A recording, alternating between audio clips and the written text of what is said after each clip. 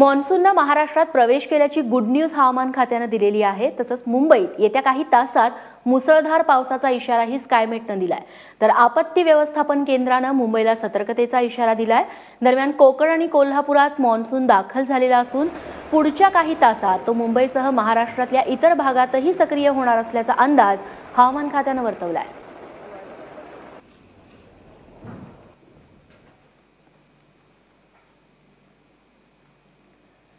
आणि गेल्या 2-3 दिवसापासून कोकणात पावसाचा जोर कायम आहे। तर तिकडे जळगाव यवतमाळमध्ये देखील पावसाने दमदार हजेरी लावली आहे।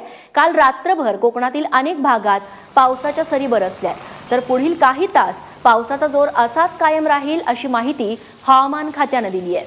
दुसरीकडे जळगाव जिल्ह्यात मध्यरात्री पावसाची जोरदार बॅटिंग बघायला मिळाली। आता सकाळपासून देखील पावसाची संततधार इथं सुरूच आहे। तर तिकडे यवतमाळ जिल्ह्यातल्या भांबाराजा, हिवरी, मंदेव, अर्जुना या भागामध्ये मुसळधार पाऊस झाल्याने शेतकरी राजा सुखावलाय। खरीप हंगामाच्या पेरणीसाठी शेतकऱ्यांना चांगल्या पावसाची गरज होती आणि ती काही भागातल्या शेतकऱ्यांची गरज पावसाने भागवली आहे। त्यामुळे आता शेती शिवारातल्या कामांना चांगलाच वेग येताना बघायला मिळतोय।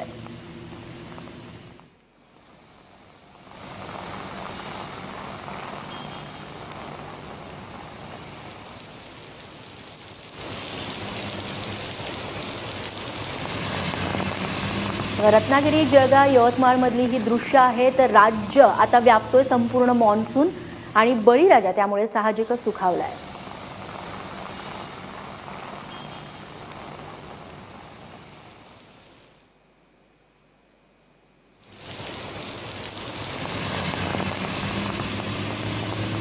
तेव्हा पश्चिम महाराष्ट्र असेल, उत्तर महाराष्ट्र असेल, विदर्भ असेल, कोकण पट्टा असेल, बऱ्याच ठिकाणी पावसाला सुरुवात झालेली आहे। पुढच्या काही तासात मुंबईत देखील रिअल मॉन्सूनचं आगमन होणार आहे आणि पुढच्या काही तासात मुसळधार पावसाचा इशारा मुंबईत देण्यात आलेला आहे।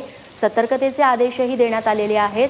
बळीराजासाठी गुड न्यूज आहे, कारण पेरणीला आता सुरुवात झालेली आहे। काही ठिकाणी पुराची स्थिती देखील निर्माण झाल्याचं चित्र बघायला मिळतंय।